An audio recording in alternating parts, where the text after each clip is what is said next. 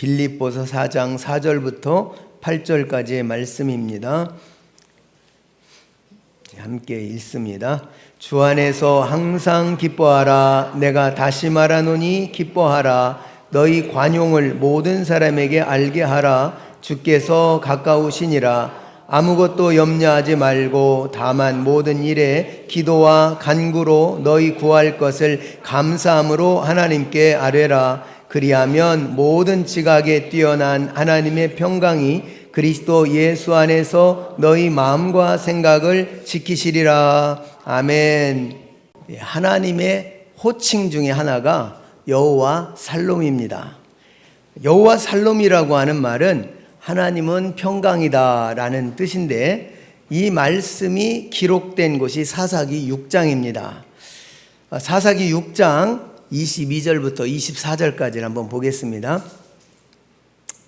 같이 읽습니다. 기드온이 그가 여호와의 사자인 줄을 알고 이르되 슬프도소이다. 주 여호와여, 내가 여호와의 사자를 대면하여 보았나이다 하니 여호와께서 그에게 이르시되 너는 안심하라. 두려워하지 말라. 죽지 아니하리라 하시니라. 기드온이 여호와를 위하여 거기서 제단을 쌓고 그것을 여호와 살롬이라 하였더라. 그것이 오늘까지 아비에셀에 속한 에브라에 있더라. 아멘. 모세를 통해서 하나님께서 이렇게 율법을 주실 때에 백성들에게 뭐라고 말씀하셨냐면, 너희들이 결코 내 얼굴을 마주대하여 볼 수 없을 것이다. 만약에 내 얼굴을 대면하여 보는 자가 있다면 그는 누구도 살 자가 없을 것이다. 이렇게 말씀을 하셨어요.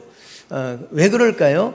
인간의 죄성은 절대로 하나님의 거룩함과 마주할 수가 없습니다. 그렇기 때문에 거룩한 하나님 앞에 죄성인 인간이 딱 마주대하면 뭐 이런 거예요. 자, 여러분들이 이렇게 장마가 이렇게 지나고 그러면 어떻게 되냐면 곰팡이가 생기고 막 세균들이 번성을 하고 이러죠. 그런데 장마가 끝나고 태양이 나오면 하는 게 뭐예요? 전부 다 갖다 햇빛에다가 널어 놓습니다. 그러면 그 햇빛에 광선을 쬐이면 세균들, 곰팡이들이 살아남지를 못해요. 다 죽어요. 마찬가지로 하나님의 그 거룩하심 앞에 죄성의 인간이 마주대하게 된다면 누구도 살아날 자가 없습니다. 다 죽습니다. 그래서 바로 그 말씀을 하신 거예요. 출애굽기 33장 20절을 보겠습니다. 또 이르시되 내가 내 얼굴을 보지 못하리니 나를 보고 살 자가 없음이라. 아멘. 자, 그런데 기드온이 지금 큰 근심이 생겼습니다. 왜냐하면 자기에게 사명을 주려고, 그러니까 때때로 하나님은 내 얼굴을 보면은 살아날 자가 없다. 그런데 하나님이 가끔 만나주시는 사람들이 있어요. 어떤 사람들을 만나주시냐면, 그를 통해서 무언가 사명을 맡기시려고 하면 하나님이 만나주십니다. 모세를 떨기나무 불꽃 가운데서 만나주시고, 또 여호수아를 가나안 땅 들어가기 직전에 만나주시고, 그렇게 하나님이 만나주시는 사람들이 더러 있어요. 그런데 기드온은 아직 자기가 하나님을 만날 그런 준비가 안 돼 있습니다. 거룩하지도 않아요. 본인이. 그런데 그게 어떤 근심이 생겼냐면, 자기에게 사명을 주시려고 찾아오신 여호와의 사자를 그냥 일반인으로 알았던 겁니다. 본인은 일반인으로 알아서 그와 대화도 나누고 그에게 뭐 이렇게 음식 대접도 하고 막 이렇게 했는데, 자신을 찾아온 그 사람이 일반인이 아니었고 바로 여호와의 사자였다라는 사실을 깨닫는 순간 엄청나게 큰 근심이 생겼어요. 그건 뭐냐면, 내가 이 하나님의 얼굴을 봤기 때문에 이제는 나는 죽게 되었다. 나는 이제 죽을 것이다 라고 그냥 아주 깊은 탄식에 빠졌습니다. 그러나 여호와께서 이르시기를 안심하라. 죽지 아니하리라고 하시면서 기드온에게 이제 약속을 주셔요. 죽는다고 해도 하나님이 안 죽는다 그러면 안 죽는 거예요. 그러니까 기드온은 스스로 생각할 때는 율법대로라면 이제 나는 죽는다. 그런데 그 죽음의 권한을 가지신 그 하나님께서 너 안 죽는다. 왜냐하면 여러분, 사명을 붙잡는 사람은요 절대 안 죽어요. 우리가 이 세상 살면서 그 사람 죽었대 라고 할 때 병들어서 죽었어, 사고 만나서 죽었어, 무슨 일로 죽었어. 그 죽은 이유는 그 사람의 이 땅에서의 사명이 끝났기 때문에 죽은 거예요.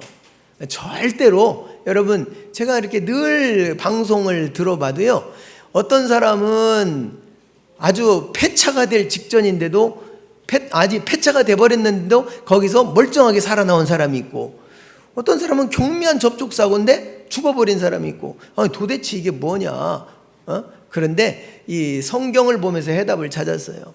모든 사람은 사고로 죽거나 병들어 죽거나 하는 게 아니고요, 자기에게 주어진 사명이 끝나면 죽는 겁니다. 그러나 사명이 남아있는 사람은 그 사명 때문에 죽지 않아요. 그래서 목숨보다도 더 큰 것이 사명인 겁니다. 우리가 내게 하나님이 주신 사명이 있다, 그리고 그 사명을 깨달은 사람은 죽지 않습니다. 그런데 자, 기드온이 그래서 하나님이 자기가 죽지 않는다라고 하니까, 죽음은 절망인데 죽지 않는다고 하니까 바로 평강을 얻게 됐어요. 평강을 약속받았습니다. 그래서 기드온이 하나님을 기념하기 위해서 제단을 쌓고 붙인 이름이 여호와 살룸입니다. 세상이 줄 수 있는 평안과 하나님이 주실 수 있는 평안은 차원이 달라요. 정말 차원이 다릅니다. 세상이 주는 것은 일시적인 것이지만 하나님께서 주시는 것은 영원한 것입니다. 그래서 예수님께서 주시는 이 차별적인 평안을 누리라고 제자들에게, 내가 주는 평안은 세상 것과 다르다, 너희들은 내가 주는 평안을 누려야 한다, 이렇게 말씀을 하셨습니다. 요한복음 14장 27절 읽습니다. 평안을 너희에게 끼치노니 곧 나의 평안을 너희에게 주노라. 내가 너희에게 주는 것은 세상이 주는 것과 같지 아니하니라. 너희는 마음에 근심하지도 말고 두려워하지도 말라. 아멘. 그런데 우리가 이 세상 살면서 보면 예수님께서 말씀하신 차별적인 평안이 있거든요. 근심도 하지 말고 두려워하지도 말아야 할 평안, 예수님이 주시는 것이 있는데, 그런데 많은 사람들이 근심하고 염려하고 거기 붙들려 있는 그런 평안을 추구하는 경우가 굉장히 많아요. 이 땅에 있는 평안, 그것을 따라가는 경향이 너무 많습니다. 예수님께서 주시는 평안은 어떤 것이기 때문에 주님이 말씀하실 때 근심하지도 말고 두려워하지도 말라 이렇게 말씀하셨을까요? 자, 차원이 다른, 정말로 격이 다른 우리 주님이 주시는 평강, 그 평안은 어떤 평안이냐? 그거는 환난 중에도, 풍랑 속에서도 환경의 지배나 영향을 받지 않는 초월적인 평안입니다.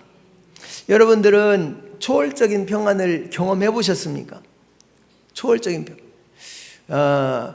뭔가 조금 문제가 있으면 머리 싸매고 들어놓는 사람은요, 초월적인 평안 한 번도 경험해 보지 못한 사람이에요. 스트레스 받는다고 가서 소주병 까고 막걸리 사 먹고 막 이렇게 하는 사람들은요, 초월적인 평강을 가져본 경험이 없는 사람입니다. 정말로 초월적인 평안은 그걸 다 넘어선 거거든요.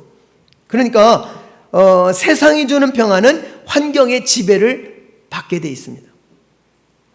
환경의 지배를 받기 때문에, 그래서 좋으면 평안하고 조금 어려우면 낙심하고 좌절하고 그렇게 되는 거예요. 예수님과 제자들이 배를 타고 갈릴리 호수를 건너갑니다. 똑같은 배입니다. 똑같은 시간입니다. 똑같은 장소입니다. 그런데 거기에 무엇이 임하냐면 갑자기 풍랑이 일어나요. 호수라고는 말하지만 갈릴리 호수는 자주 풍랑이 일어납니다. 그러니까 이 바람이 저 아라비아 사막에서 올라오는 뜨거운 바람과 저 헬문산에서 내려오는 찬 공기가 만나서 그 호숫가에서 강강술래를 해버리면 이 호수는 완전히 뒤집어지는 거예요. 그런데 그것이 자주 일어납니다. 자, 이 상황, 똑같은 배, 똑같은 시간, 똑같은 상황, 똑같은 장소. 그런데 제자들은 아우성을 칩니다. 환경의 지배를 받고 있어요. 환경의 영향을 받고 있습니다. 죽게 되었다고 아우성을 칩니다. 그런데 유독히 한 분, 예수님은 배 고물에 버개를 하고 주무시고 계세요. 여러분, 잘 수 있다고 하는 거, 여러분 이게요 굉장한 건데, 자, 베드로가 이런 평안을 경험하니까 어떻게 됩니까? 주의 형제 야고보가 헤롯에 의해 칼로 죽임을 당했어요. 그리고 사람들이 좋아하는 것을 보고 헤롯 왕이 어떻게 하냐면 이제 베드로를 잡아서 옥에 가두고 내일 베드로를 처형하면 백성들에게 자기는 더 많은 인기를 얻을 것 같았어요. 그래 베드로를 감옥에 지금 투옥을 시켰습니다. 베드로는 내일이 없어요. 내일은 자기는 사형당할지도 몰라요. 그런데 그 안에서 쿨쿨 잠을 자는 베드로, 이게 뭡니까? 이미 초월적인 평안을 가지고 있는 것이죠. 예. 그러니까 예수님 하나님께서 천사를 보내서 그 베드로를 그 밤에 그 옥에서 건져냅니다. 자, 예수님도 마찬가지예요. 저는 이 찬송을 보면 주님 누워 계신 그 배를, 잠들어 누우신 그 배를 뒤엎어낼 능력이 없도다, 이 찬송을 보면서 우리 예수님은 너무나 태연하게 풍랑 속에서도 주무시고 계셨다. 초월적인 평강이 있으시니까 그래요. 그리고 그 초월적인 평강을 가지고 계신 분만이 우리에게 초월적인 평강을 주실 수가 있는 것입니다. 그래서 제자들이 막 고민하다가 결국 그들이 어떻게 했습니까? 예수님을 깨우게 되죠. 예수님을 깨울 때에 그 예수님께서 일어나셔서 바람아 파도야 잠잠하라 명령하시니까 즉시 멈춰버렸습니다. 네. 그러니까 환경의 지배를 받는 것은 정말로 평안이 아니에요. 환경을 뛰어넘을 수 있는 것이 진짜 평안입니다.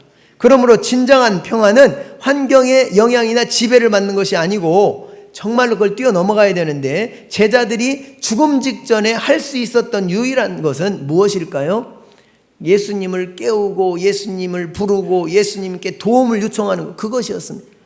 우리 인생이 가장 힘겨운 일을 당하고 있을 때 할 수 있는 가장 유일한 방법은 주님을 부르는 거예요. 성경엔 그렇게 말합니다. 너는 내게 부르짖으라 내가 내게 응답하겠고 내가 알지 못하는 크고 비밀한 일을 너에게 보여주겠다. 그래서 우리 크리스찬들은요, 다른 사람이 가지고 있지 않은 엄청난 무기가 하나 있어요. 그것이 뭐냐면 하나님의 약속입니다. 여러분, 약속이 있는 사람은 여유가 있지만 약속이 없는 사람은 불안해요. 불안합니다. 내가 버스를 타야 된다. 그런데 이미 예매를 해서 표가 내 손에 있어요. 이 사람은 불안하지 않습니다. 그런데 그 표를 내 손에 아직 갖지 못한 사람, 가서 줄을 서서 그 표가 내 순서까지 올지 안 올지 모르는 사람, 이 사람은 불안하죠. 가진 것이 없기 때문에 불안한 거예요. 그러나 가진 자는 여유가 있습니다. 예매를 한 사람과 예매를 하지 못한 사람들이요, 이 터미널에 가보면 표시가 나요. 예매하지 못한 사람들은 막 줄을 서가지고 땀을 흘려가면서도 자기한테 표가 있을지 없을지 아주 고민하고 있는데, 예매한 사람들은 차 출발하기 전에 와요. 차 출발하기 전에 와가지고 여유 있게 타고 갑니다. 너무 차이 나죠. 여러분, 약속을 가진 사람은 이런 여유가 있어요. 우리는 모두가 다 주님의 약속을 가진 자들인 줄로 믿습니다. 그래서 예수님은 평화의 왕이시기 때문에 그 평화의 왕이 주시는 이 평강은 세상이 주는 것과 차원이 다른 평안입니다. 그래서 그 평안을 소유한 사람들은 환경의 지배를 받지 않고 어떤 상황에서도 평강을 누릴 수가 있어요. 자, 그런 사람이 성경에 있을까요? 너무 많이 있어요. 성경에 보니까 너무 많이 있어요. 제가 자주 예를 드는 사람들이죠. 다니엘과 그 친구들 보십시오. 다니엘의 친구들이, 그 3명의 친구들이 평소보다 더 7배나 뜨거운 용광로 속에, 그 풀무불 속에 던져집니다. 모함을 받아서 누명을 쓰고 던져집니다. 그런데 그들이 그 풀무불을 전혀 두려워하지 않습니다. 왜 그럴까요? 환경을 초월하는 평강을 주시는 하나님이 자기들 안에 있기 때문에 그래요. 그리고 그 불 속에서 여유롭게 그들은 산책을 하는 겁니다. 털 하나 옷 하나 그을리지도 않고 타지도 않아요. 자, 다니엘은 어떻습니까? 여러 날을 굶주린 사자에게 그 굴 속에다가 다니엘을 던집니다. 환경의 지배를 받는 사람들이라면 사자 굴 앞에만 가도 벌써 정말 온몸에 힘이 빠집니다. 그런데 다니엘은 태어나죠. 왜 그럴까요? 그에게도 하나님이 주신 환경을 초월하는 평강이 있기 때문에 그런 것입니다. 바로 그것이 여호와 살롬인데, 여러분, 우리는 여호와 살롬을 누려야 됩니다. 신약 성경에도 배가 파선하는 지경에 이르러서 모든 구원의 소망이 다 끊어진 상황이지만 사도 바울은 홀로 평안을 누립니다. 다른 사람들은요, 이제 우리는 죽었다, 전부 다 좌절과 낙심에 빠져 있습니다. 그런데 유일하게 사도 바울만 여유가 있어요. 왜 그럴까요?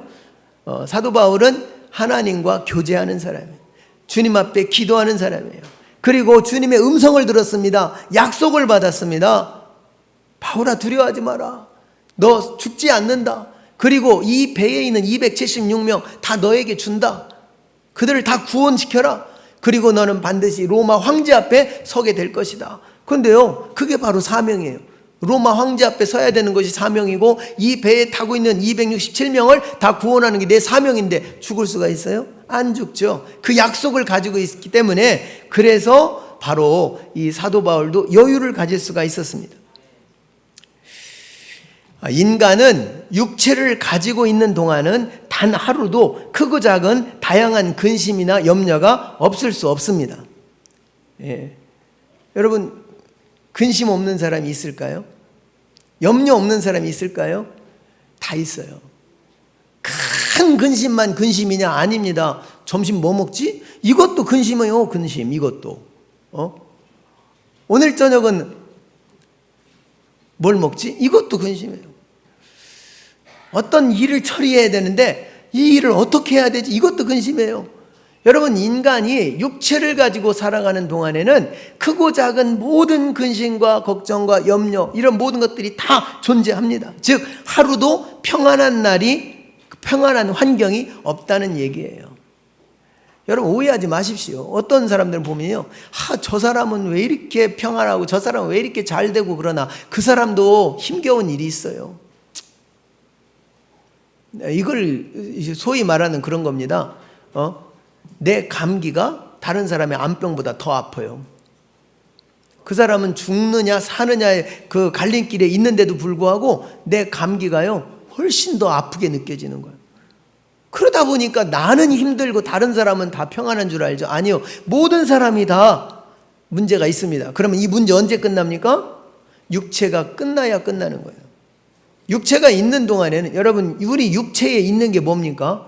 우리 육체에 있는 것이 신경이죠. 자, 신경이 있기 때문에 통증이 있고 아픔이 있고 다 있는 거예요. 또 우리가 사람이 뭘 가지고 있냐? 감정이 있기 때문에 근심, 걱정, 염려가 다 있는 거예요. 근데 이것이 언제 끝나느냐? 육체가 끝나는 날, 죽는 날. 그러니까 나 아무 염려 없이 아무 걱정 없이 살고 싶다. 그러면 육체가 죽어야 끝납니다. 근데 여러분, 그러나 죽음 이후에 오는 그 고통, 이거는 더 심할 수 있기 때문에, 그래 우리는 내세를 준비해야 돼요. 절대 지옥 가면 안 되는 겁니다. 지옥은 이 땅에서 내가 경험하고 있는 이 고통보다 수천 수억만 배 더 힘들어요. 그러니까 이 땅에서 사는 것이 힘들다, 극단적인 선택을 하자, 끝내자. 그래요. 육체의 고통은 그걸로 끝날 수 있어요. 당신의 정신적인 스트레스는 그것으로 끝날 수 있어요. 그러나 당신의 영혼이 받는 이 고통은 이 육체가 가지고 있을 때 당하는 것과 상상조차 할 수 없는 지옥의 형벌은 더 심합니다. 그래서 소망은 이 땅에 있는 동안 천국을 준비해야 되는 것이죠. 그러다 보니까 옛날 속담에도 천석구는 천가지 걱정이고 만석구는 만가지 걱정이다 그랬습니다. 여러분, 한 가지가 나에게 주어지면요, 주어진 만큼 걱정이에요. 주어진 만큼. 없어지면 없어진 만큼 힘들고 생기면 생긴 만큼 그걸 또 지켜야 되고 유지해야 되니까 또 걱정인 거예요. 걱정이라고 하는 것은 자기 자신에게 자기가 얽매이게 하는 것이 걱정입니다. 그 걱정하는 사람은요, 꼭 누에고치 같아. 누에고치. 내가 걱정할수록, 내가 염려할수록 그냥 누에고치가 나와서 자기 몸을 다 휘감는 것처럼 내가 걱정하면 걱정할수록 모든 상황과 환경은 더 암담해져 갑니다. 캄캄해져 갑니다. 그런데 나만 그렇게 되면 괜찮은데 사실은요, 걱정하고 염려하는 것이 어떤 일이 벌어지냐면 다른 사람과 좋은 관계를 맺지 못하게 합니다. 여러분, 이렇게 내 안에 걱정이 나만 얽어매는 것이 아니에요. 그것이 다른 사람과의 좋은 관계를 맺지 못하게 하고 때로는 사랑하는 사람들과 아주 멀어지게 만들기도 합니다. 걱정과 염려가. 또 걱정과 염려라고 하는 것은 결국 위험을 감수하게 하질 않아요. 위험한 일에 도전하지 않습니다. 그러다 보니까 모험을 안 합니다. 그러니까 모험을 안 하는 사람들은 생각은 편합니다. 근데 생각은 편한데 발전이 없죠. 자, 그런데 이 모험과 굉장히 닮은 꼴이 있어요. 아니, 닮은 꼴이 아니라 그 모험이 바로 그것에서 파생돼 나왔는지도 모르겠어요. 바로 그게 뭐냐면 믿음입니다. 믿음과 모험은 굉장히 닮았어요. 그래서 예수 믿는 사람들은 믿음으로 행하는 거고 안 믿는 사람, 세상 사람들은 모험을 하는 거예요. 그런데 모험은 될지 안 될지 그 확신이 없습니다. 실수할 수도 있고 실패할 수도 있어요. 근데 믿음은 확실합니다. 그래서 성도는 모험을 하는 사람들이 아니라 믿음으로 사는 사람들인데 문제는 뭐냐?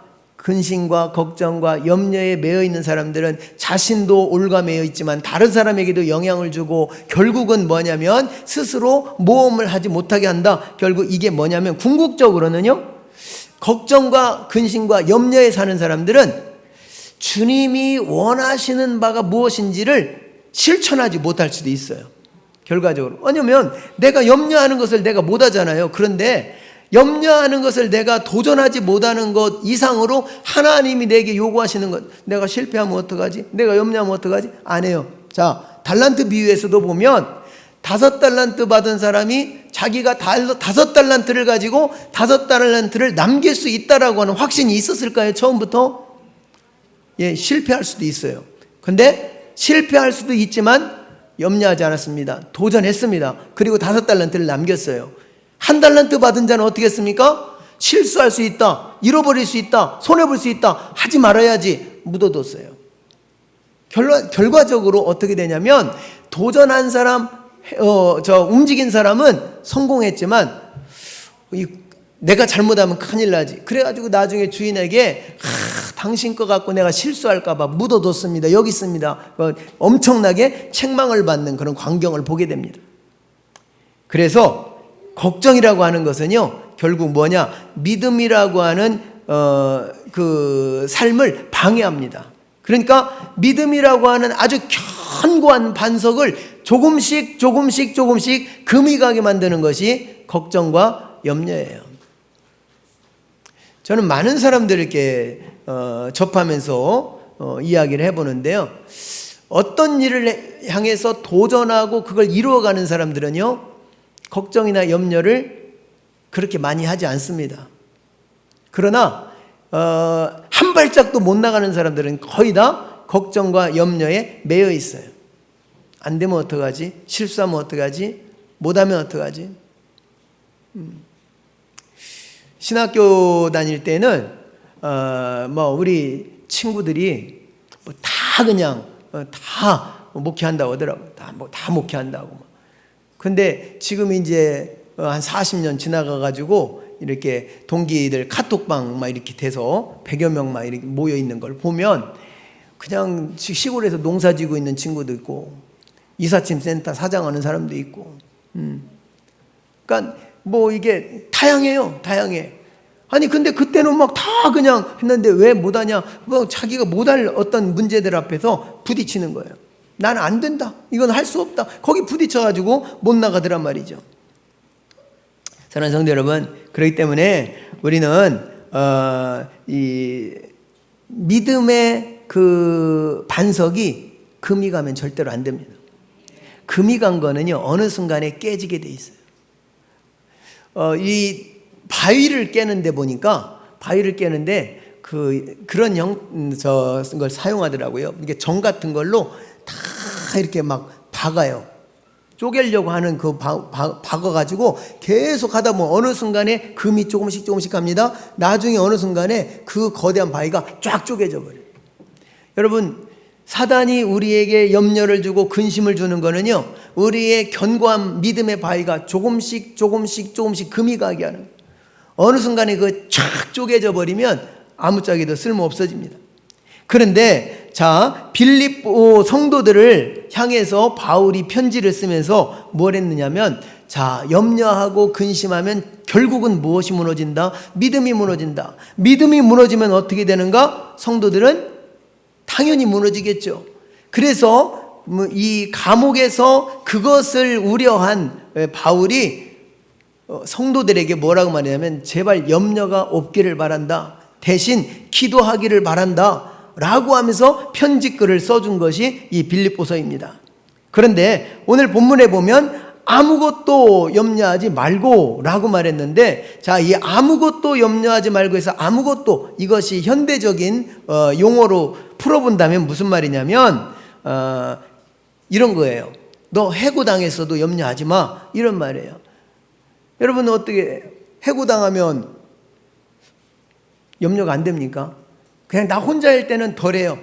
나 혼자일 때는 해고당했어, 뭐 또 직장 알아보면 되지. 그런데 그냥 나 혼자 해고당하는 사람과 가장이 해고당하는 건 다를 거예요. 가장은요, 가족이 있어요.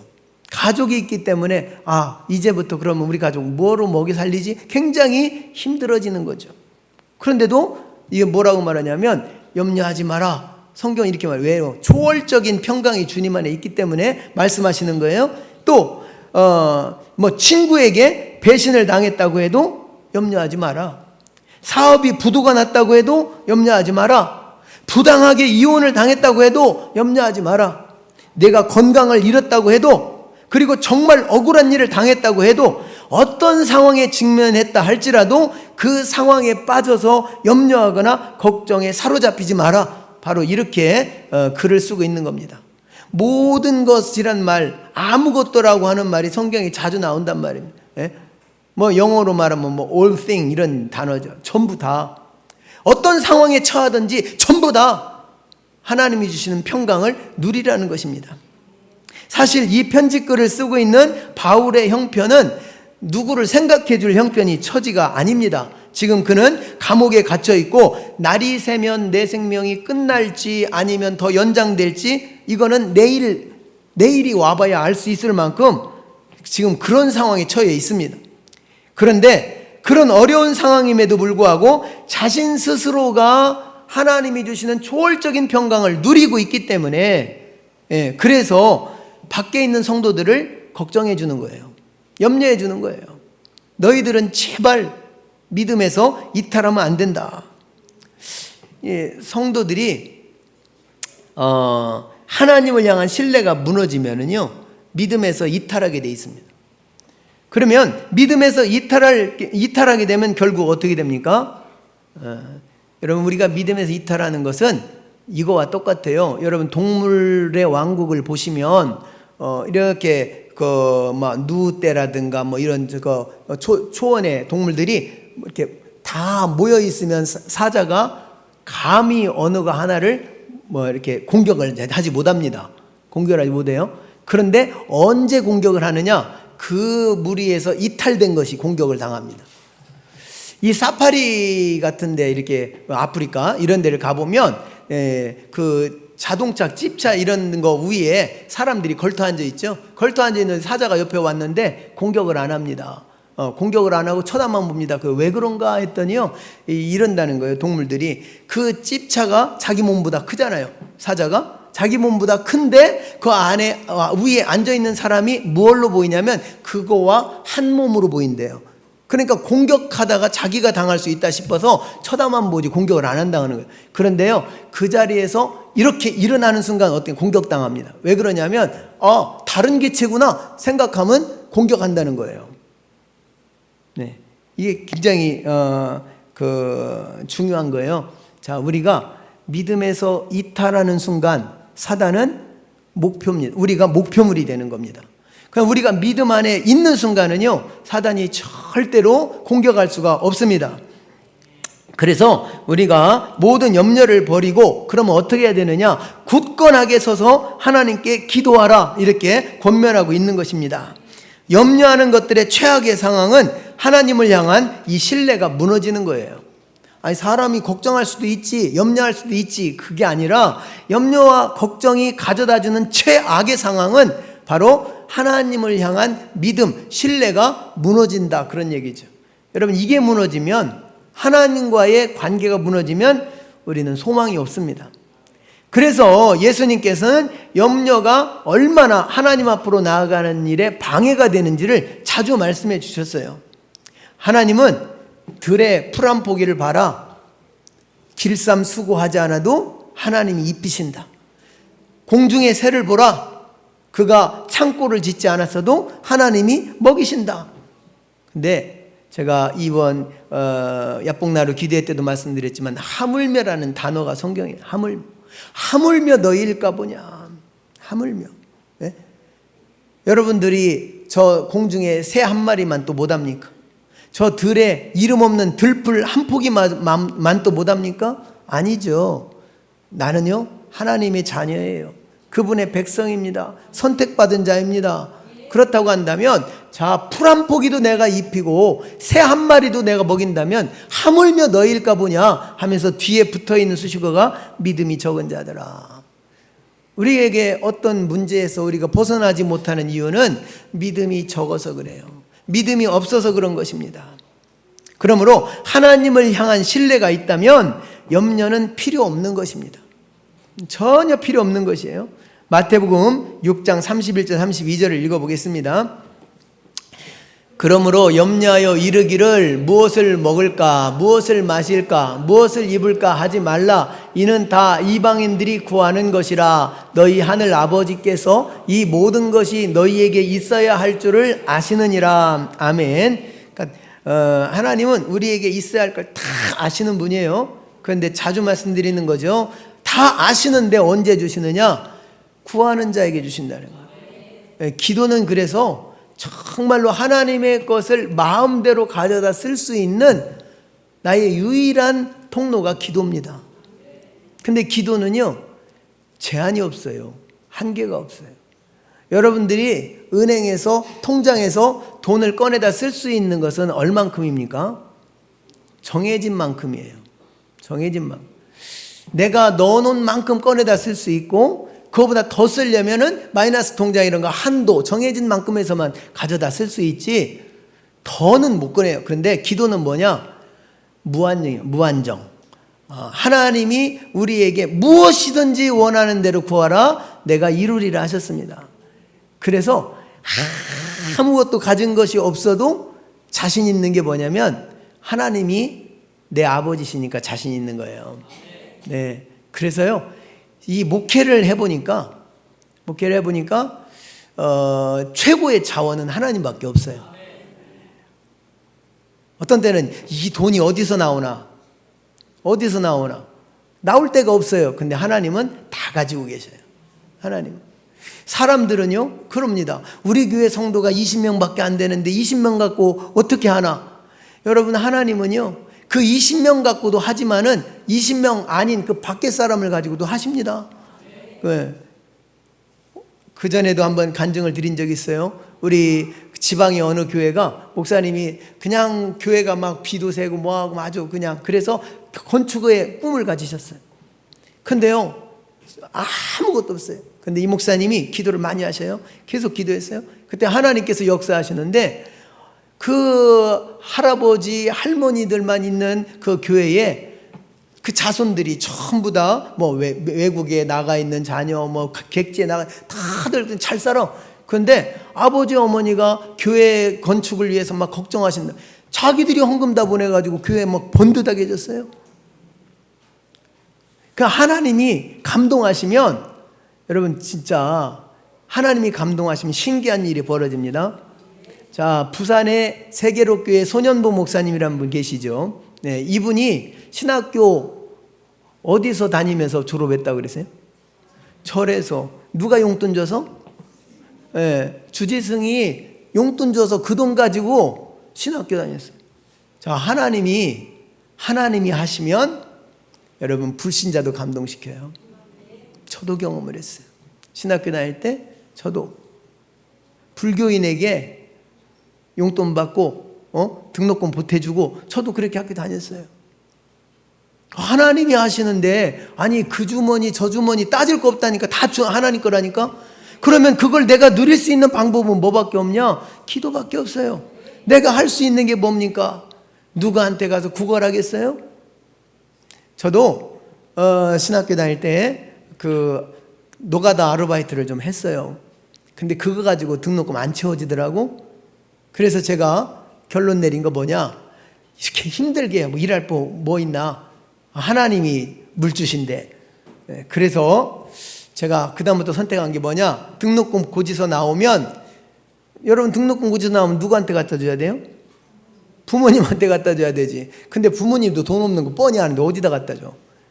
저는 강대상에 가서 항상 여 앞에다가 딱 펴놓고, 주님 등록금 이번 학기도 등록금 나왔습니다. 하나님께 보고하고, 그리고 이제 기다리는 거예요. 어디서 주실지.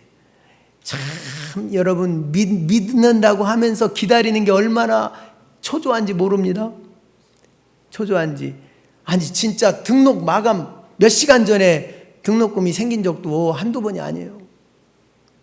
그것도 등록 마감 몇 시간이라는 것이 그냥 뭐라고 하냐면 학교에 가보면 추가 납입하는 기간이 있어요. 그 추가 납입 기간 끝나는 그 몇 시간 전에, 그건 추가 납입 시간 지나가 버리면 그냥 뭐 우리 침례신학대학교는 은혜가 넘치는 학교니까 그렇게 쉽게 자르진 않지만 그래도 법적으로는요 학교 잘리는 거예요. 등록금 못 내면.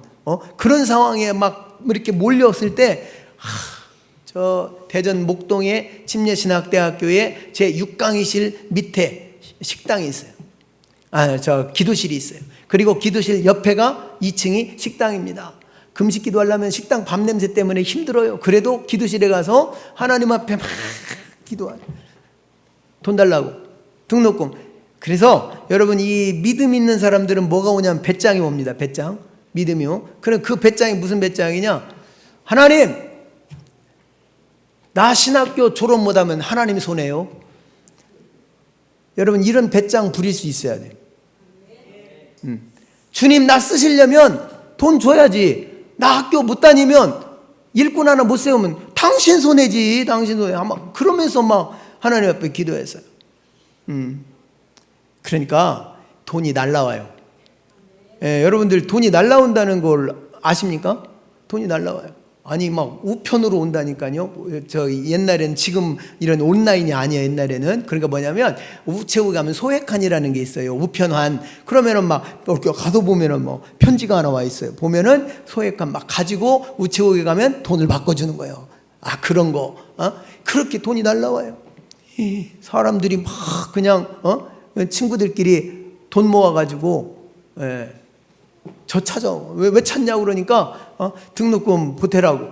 지금 생각해도요 그때 당시 등록금이 45만 원 정도 이렇게 하는데 한 10만 원 정도를 친구들이 모아서 주더라고요. 돈이 날라온다니까 기도하면. 그래서 하나님 손해 안 보셨잖아요. 나 졸업시켜서. 여러분 이렇게 정말로 믿음의 사람들, 기도하는 사람들은 담대하기도 하고 배짱이 있습니다. 그러니까 여러분 참 염려하고 걱정하지 말고 하나님 앞에 기도하시기 바랍니다. 그래서 예수님은 4가지 밭의 비유에서도 뭐라고 말씀하시냐면 가시떨기에 뿌려진 씨는 이 생의 염려 때문에 결실하지 못하는 것이다 이렇게 말씀을 하셨어요. 누가복음 8장 14절. 가시떨기에 떨어졌다는 것은 말씀을 들은 자이나 지내는 중 이생의 염려와 재물과 향락의 기운이 막혀 온전히 결실하지 못하는 자요. 그러니까 염려하니까 뭐냐면 기운이 막혀가지고 결실이 안 된다는 거예요. 나는 왜 열매가 없나? 내 인생에는 왜 자꾸 일이 되질 않나? 열매라고 하는 가시가 기운을 막고 있기 때문이라는 것이죠. 또 염려는 내일을 위한 걱정 중에 하나인데, 염려가 내일을 준비하거나 대비케 하는 것이 절대로 아닙니다. 오히려 염려는 마음을 둔하게 만들어 버려서 결국 덫과 같이 뜻밖의 일이 임하게 된다 그랬어요. 여러분, 그러니까 염려하면 좋은 일이 오는 게 아닙니다. 염려하면 뜻밖의 덫과 같은 날이 온다는 거죠. 누가복음 21장 34절 읽어봅니다. 너희는 스스로 조심하라. 그렇지 않으면 방탕함과 술 취함과 생활의 염려로 마음이 둔하여지고 뜻밖의 그날이 덫과 같이 너희에게 임하리라. 자, 여기 보니까 뜻밖의 덫과 같이 임하는 날이, 자, 세 가지에 있어요. 방탕하면 그렇게 돼요. 술 취하면 그렇게 됩니다. 그리고 생활의 염려에 빠지면 그렇게 된다는 거예요. 근데 예수 믿는 사람들은요, 이 세 가지 중에서 최소한 방탕은 세상 사람보다는 좀 덜해. 그래도 교회 다니면서 방탕한 사람 여럿 있어요. 여럿 있어요. 하나님에 대한 아주 막 그 뜨거운 만남이 없으면 방탕해요. 술 취하는 사람 있죠. 주님하고 사촌인 줄 아는 사람 있어요. 예, 그런 사람들이 있어요. 얼마든지 있어요. 그리고 또 그건 아니어도 나는 그래도 최소한 그건 아니다. 그런데 그냥 맨날 염려하는 사람이 있어요. 기도하는 게 아니라 맨날 아휴 한숨 쉬고 있는 사람들, 이거. 그러니까 나는 술 취하고 방탕은 안 하는데 염려에 매여 있단 말이죠. 염려에 매여 있어요. 그러면 뜻밖의 덫과 같은 날이 그에게 임합니다. 정말 이런 사건이 벌어진 사람이 욥입니다. 욥이 염려에 매여 있다가 내가 걱정하는 거, 내가 염려하는 것이 내 몸에 미쳤구나. 그게 왔어요. 그게 왔어. 여러분, 그러니까 우리는 염려를 버리라, 성경에 맡겨라, 이렇게 말씀하고 계시는 거죠.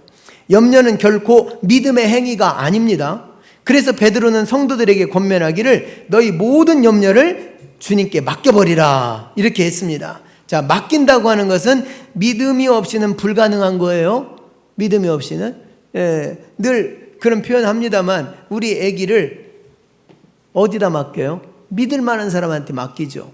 요즘에 보세요. 어린이집에 애들을 보냈더니 그냥 때리고 어떻게 해서 그냥 CCTV 봤더니 막 기겁을 했다, 이런 얘기 나오잖아요. 그럼 거기다가 우리 애 보내요, 안 보내요? 못 보내죠. 다른 아이가 그런 피해를 당했다는 걸 내가 소식을 들었어요. 우리 아이 보냅니까? 안 보내죠. 당연히 안 보내요. 그러니까 믿어지는 데다가 맡기는 거예요. 믿어지는 데. 안 믿어지면 맡길 수가 없어요. 여러분, 하나님 앞에 우리가 맡긴다. 뭘 맡깁니까? 하나님이 믿어지지 않으면 못 맡겨요. 그러다 보니까 나는 하나님께 다 맡겼어. 맡겼어. 그런데 왜 염려해? 맡겼다는데 왜 염려해? 그건 뭐냐? 그만큼 내가 하나님을 믿지 않고 있다는 불신앙의 증거입니다. 그래서 염려의 분량만큼 불신앙이에요. 내가 근심하는 분량만큼 하나님을 안 믿고 있는 분량입니다. 그러니까요, 믿음이라고 하는 포장을 내가 근사하게 하고 있지만 실제는 안 믿는 사람이요. 염려하고 근심하기 때문에. 자, 베드로전서 5장 7절 봅니다. 너희 염려를 다 주께 맡기라. 이는 그가 너희를 돌보심이라. 네.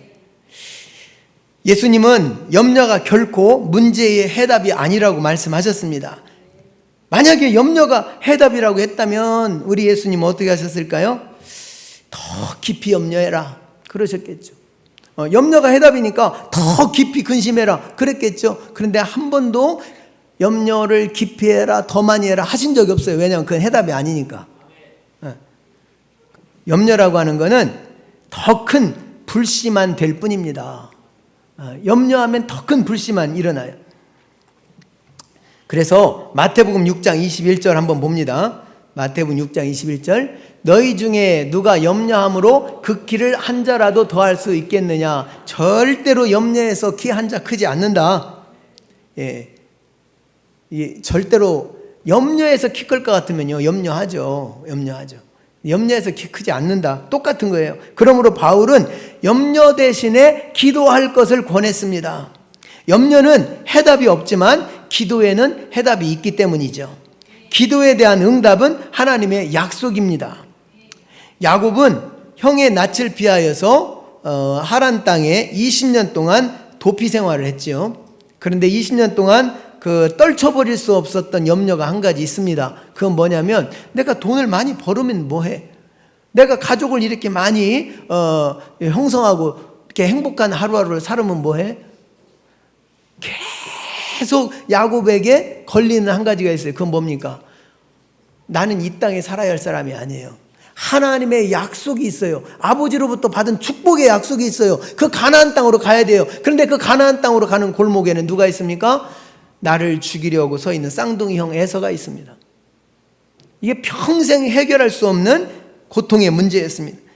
그래서 정말로 20년이 지났으니까 세월이 약이겠지, 형도 달라졌겠지 라고 하는 마음이 들었는지는 모르겠지만, 아니 그래도 그 약속의 땅을 가야 된다고 하는 사명이 있기 때문에 모든 짐을 싸들고 고향으로 돌아갑니다. 그런데 아주 불길한 소식을 듣게 돼요. 그건 뭐냐면 자기 형 에서가 400명의 자객을 데리고 자기의 목을 치기 위해서 오고 있다는 소식을 듣게 됩니다. 자, 이때에 야곱이 선택한 것이 무엇일까요? 그게 기도였어요. 저는 야복나루 기도회를 우리 성도님들과 하면서도 사모님이 어제도 그런 얘기를 해요. 너무 힘든데 그 다른 방향으로 하면 안 돼요. 밤새 그거 하려니까 목사님도 힘들지만 성도님들도 얼마나 힘드냐고. 저도 막 되게 힘든데, 그래서 우리 성도님들 제가 그랬어요. 아니 성도님들이 뭐 힘드냐고 앉아 있으면 되는데 나는 계속 서 있는데 계속 서 있기만 하냐고. 나는 막 말하고 막 근데 이렇게 생각을 해보니까 야곱의 심정을 저는 알겠더라고요. 이 야복나루 기도회를 할 때마다 야곱의 심정을 알아요. 날이 새는 게요 너무 힘들어요. 날이 새는 게 정말로 오늘 초저녁에는 내일이 모르니까 그래도 괜찮아요. 그런데 내일 날이 새면 이제 형하고 마주쳐야 되거든요. 죽을지 살지 이 상황을 모르는데, 그러니까 그냥 날이 새 가면 갈수록요 더 간절해요. 야곱은. 그래서 제가 우리 성도님들을 보니까 날이 새 가면 새 갈수록 더 간절한 게 아니라 죽겠다, 피곤해 죽겠다 다 이러고 있는 거예요. 야곱의 심정, 진짜 아마 계속 기도하면서 느끼는 야곱의 심정은 이 날 새면 살지 죽을지, 그래서 더 하나님을 의지할 수밖에 없는, 간절히 주님 붙잡을 수밖에 없는 것이죠. 그래서 야곱이 밤새도록 야복나루에서 하나님께 기도했더니 하나님의 도우심으로 이 위기를 넘어설 수가 있었습니다. 자, 그래서 야곱이요 기도를 했더니 어떤 일이 벌어졌어요? 자, 야곱이 기도를 했더니 형 에서를 이길 수 있는 능력을 하나님이 주셨습니까? 우리는요 항상 기도할 때 어떤 것을 생각하냐면 내 사이즈, 내 기준을 생각해요. 내가 원하는 거. 하나님, 밤새 내가 기도했으니까 야곱이 400명의 자객을 데리고 온다고 합니다. 자, 그러면 하나님, 그냥 내가 에서가 400명, 그럼 내가 에서를 이길 수 있는 방법은 뭐냐? 난 4,000명의 군사를 주십시오. 뭐 이런 기도 할 수 있겠죠. 그런데 아니면 딱 맞닥뜨려서 우리 식솔들하고 에서의 식솔들하고 전쟁이 붙으면 우리가 당연히 이기게 해주십시오. 뭐 이런 기도 할 수 있겠죠. 그런데 하나님 그런 방법으로 역사하지 않는다는 거죠. 하나님께서 하신 방법은 뭐였을까요? 자, 야곱이 에서를 이길 수 있는 능력을 부여받은 것이 아니라 에서를 능히 물리치실 수 있는 하나님과의 겨루기에서 야곱이 이겼다고 하는 증거를 받게 됐어요. 예. 무슨 증서를 받았느냐? 너는 하나님과 겨루어 이긴 자라는 증서를 받았어요. 야, 이게 삼각관계입니다. 삼각관계 한번 생각해 보세요. 삼각관계. 내가 우리 여기 부목사님하고 내가 겨루면 이길지 질지 아직 잘 모르겠어. 그런데 우리 예랑이가 부목사님을 이겨. 근데 내가 예랑이를 이겼어. 그러면 이제 어떻게 되는 거예요? 제가 부목사님하고 두려워할 이유가 있어요, 없어요? 왜냐하면 내가 이길지 아직 안 붙어봐서 모르겠는데 내가 이긴 사람이 저 사람을 이겼어. 그러면 이제 쉬워지는 거예요. 자, 그러니까 야곱이 기도를 했더니 하나님이 주신 증표가 뭐냐면 너는 하나님과 사람과 겨루어 이긴 자다. 그러면 자, 이제는 에서가 두려울 일이 없습니다. 여러분, 이게 기도의 능력이에요. 기도하는 자에게 하나님 주시는 힘인 것이죠. 창세기 32장 28절을 봅니다. 그가 이르되 내 이름을 다시는 야곱이라 부를 것이 아니요 이스라엘이라 부를 것이니 이는 내가 하나님과 및 사람들과 겨루어 이겼음이니라. 아멘. 염려 대신 기도를 선택했더니 하나님이 주신 증표는 뭐냐면 너가 다 이긴 자다. 바로 그런 얘기예요. 기도는 우리의 한식 빛으로 인도하니 앞이 캄캄할 때 기도 잊지 마세요. 여러분들은 앞이 캄캄하면 어떻게 합니까? 앞이 캄캄하면 자포자기하고 낙심하고 가서 그냥 세상 방법 사용하고 이렇게 하시나요? 예수 믿는 사람들은요 캄캄할수록 기도하는 거예요. 제 친구가 자기 설교집을 하나 보내줬어요. 그래서 그 설교집을 제가 쭉 읽어보다 보니까 많이 은혜가 돼요. 근데 그 책 제목이 뭔지 아세요? 캄캄할 때 하늘이 열린다. 책 제목이 여러분, 깜깜할 때 하늘이 열리는 거예요. 그리고 여러분, 깜깜할수록 밤이 깊을수록 뭐가 가까이 오냐? 새벽이 가까이 오는 거예요. 새벽이. 그러니까 우리는 어떤 염려와 어떤 문제가 왔다 그러면 기도 잊지 마세요. 기도하는 거예요. 기도하는 거예요. 나라가 적국의 침공으로 풍전등화의 위기에 있을 때 이 위기를 극복한 위대한 왕들은 기도를 선택한 왕들이었습니다. 여호사밧 왕이 그랬고요. 히스기야 왕이 그랬어요. 걱정하거나 염려하는 것도 뭐가 되냐면 습관이 됩니다. 여러분, 이 습관은 제2의 천성이라고 그랬죠. 그렇기 때문에 습관은요 노력만으로 벗어날 수가 없어요. 습관이 된 거는 고치기가 어렵습니다. 그러니까 여러분, 이게 근심하는 거, 걱정하는 거, 염려하는 게 그냥 습관화돼 버리면 이거를 나 이제 오늘부터 염려 안 하려고, 걱정 안 하려고 됩니까? 마약 하는 사람들이 나 오늘부터 마약 안 먹으려고 끊었어? 끊어집니까? 아니에요. 그 해독 프로그램을 겪지 않으면 거기 빠져나오지 못합니다. 알코올 중독 걸린 사람이 나 오늘부터 술 끊으려고 끊어집니까? 안 되거든요. 담배, 니코틴에 중독된 사람이 나 오늘부터 담배 끊었어. 그래가지고 막 진짜 담배를 막 꺾어. 그렇다고 안 핍니까? 다시 또 거기로 가요. 왜 그러느냐? 습관이 돼버린 것들은 벗어나기가 어렵습니다. 그래서 그 습관은 어떻게 되냐면 그 훈련을 해야 돼요. 훈련. 그거를 이기는 훈련. 그래서 우리가 염려를 버리고 기도를 하는 훈련을 해야 됩니다. 기도하는 훈련을. 그러니까 기도한다는 것은 걱정이나 염려를 전혀 하지 않는다는 의미가 아닙니다. 이건 뭐냐면 자, 내가 불안이나 염려나 걱정하는 것이 그냥 내 뼛속까지 스며오는 그런 일이 있을 때 어떻게 하라는 거예요? 전에는 막 앉아서 걱정하고 염려했는데 이제는 그것이 내게 오는 순간 딱 들고 어디로 오라는 거예요? 하나님 앞으로 오라는 거예요. 그러니까 보십시오. 전에는 걱정하고 염려하는 게 습관이 돼가지고 무슨 일만 터지면 염려했어요. 그랬는데 이제는 무슨 일만 생기면 들고 하나님께로 가는 습관이 됐어요. 자, 염려했을 때는 이 문제가 안 풀어졌어. 주님 앞에 들고 가니까 풀어졌어. 이것이 이제 습관이 되면 여러분 기도의 사람이 되는 겁니다.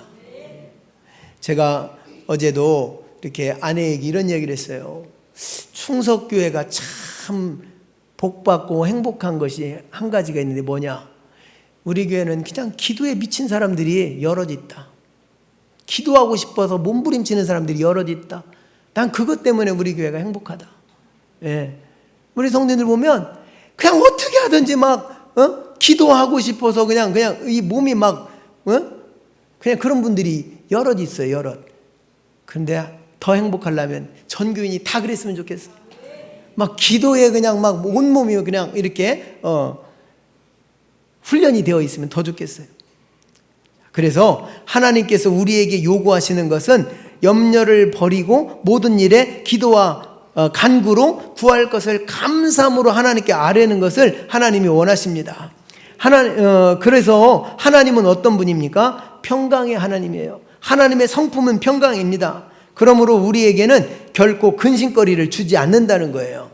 뭐 하나님이 나에게 근심거리를 주시느냐? 절대로 안 주셔요. 그분 평강의 하나님이신데 왜 근심을 주십니까? 그래서 우리를 근심하게 하는 모든 환경의 배후에는 우리의 믿음을 무너뜨리려고 하는 사단 마귀 귀신의 그 흉계가 숨어 있다는 것을 알아야 합니다. 따라서 우리의 근심이 깊어질수록 환호하고 아주 기뻐하고 박수치는 존재가 있어요. 그게 누구예요? 사탄 마귀 귀신입니다. 여러분, 근심하고 괴로워하면 아주 춤을 추는 존재가 그의 마귀예요, 마귀. 그리고 우리가 기도할 때 가장 근심하는 존재가 또 누굴까요? 그게 마귀예요. 내가 근심하면 춤추고 내가 기도하면 지가 근심하고, 그게 마귀예요. 그러면 마귀를 근심하게 만드는 방법은 뭐냐? 내 기도해야 돼. 기도하면 마귀는요, 아유, 저거 또 빠져나가네. 아유, 저 또 문제 해결되네. 아유, 내가 묶어놓은 목줄이 풀렸네. 그냥 막 마귀는 막 근심하는 거예요. 근데 반대로요, 내가 염려할 때 가장 탄식하고 괴로워하시는 분은 하나님이셔요. 내가 기도할 때 제일 기뻐 춤추시는 분은 우리 하나님이셔요. 그렇기 때문에 하나님은 뭐라고 말씀하시냐면 너희 모든 염려를 다 주님께 맡기라는 겁니다. 그렇게 한다면 어떻게 하느냐? 너에게 있는 모든 슬픔과 근심과 이런 탄식을 싹 달아나게 하시겠다는 겁니다. 이사야 51장 11절을 읽어봅니다. 여호와께 구속받은 자들이 돌아와 노래하며 시온으로 돌아오니 영원한 기쁨이 그들의 머리 위에 있고 즐거움과 기쁨을 얻으리니 슬픔과 탄식이 달아나리이다. 아멘. 모든 슬픔과 탄식이 다 달아나게 해주시겠다는 거예요. 그리고 본문에서 바울이 밝힌 것처럼 그리스도의 평강이 우리의 마음과 생각을 다 지켜주실 것이라는 겁니다. 그러므로 이제 여러분 한 주간 한번 실험해 보십시오. 무슨 실험을 하느냐? 감사함으로 기도하는 것을 한번 실천해 보십시오. 만약에 여러분들이 감사함으로 기도하면 하나님께서 내 삶 가운데 어떻게 역사하시는지를 우리는 두 눈으로 똑바로 보게 될 것입니다. 그러므로 이제 이 시간 우리가 찬송할 때, 괴로울 때 주님의 얼굴을 보라 이 찬양을 부르신 다음에 염려와 모든 근심을 다 내려놓고 감사함으로 하나님을 소망하며 살기를 원하오니 주님 내게 하나님의 초월적인 평강의 은혜를 허락하여 주시옵소서. 우리 찬양합니다.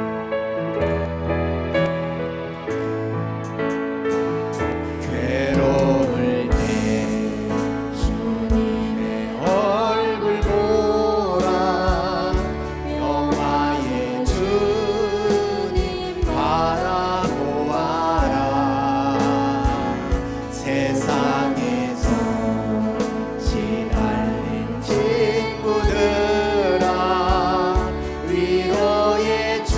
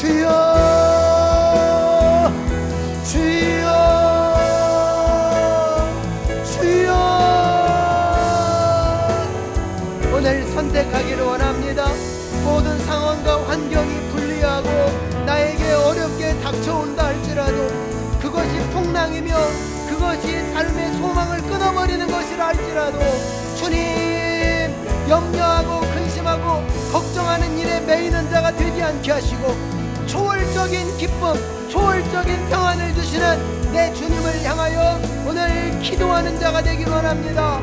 기도를 선택한 왕은 나라를 살렸고, 기도를 선택한 백성들은 하나님의 도우심을 얻었습니다. 하나님 아버지, 오늘 아버지 하나님, 정말로 원수의 그 목전에서 염려하고 두려워하는 것이 아니라 기도를 선택했던 야곱이 하나님과 겨루어 이긴 것처럼 오늘 우리 성도들이 기도함으로 하나님의 모습을, 하나님의 음성을, 하나님의 영광을 바라볼 수 있는 우리 믿음의 성도들이 다 되도록 주여 역사여 주시옵소서, 주여 응답하여 주시옵소서. 우리 사랑하는 성도들이 하나님 아버지 절대로 좌절하지 않도록, 낙심하지 않도록 주님의 십자가 부여잡고 승리하는 영혼들이 다 되도록 주님 도와주시옵소서. 주님 감사합니다. 주님 감사합니다. 주님 감사합니다.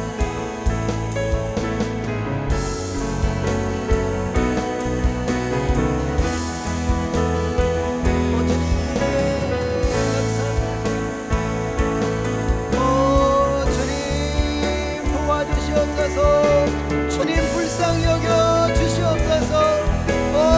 주님 불쌍히 여겨 주세요. 주님 감사합니다.